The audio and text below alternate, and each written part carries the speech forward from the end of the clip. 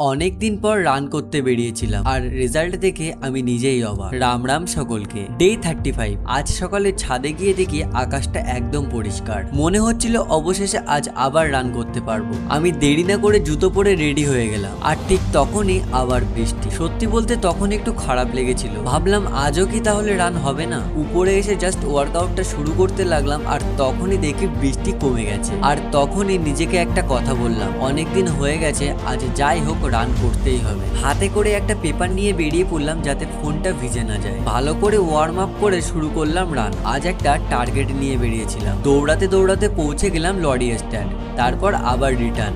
আর আজ total 5.5 kilometre run complete করলাম। আজ অনেকটাই দৌড়েছি, তাই আজ কোনো হার্ড ওয়ার্কআউট না।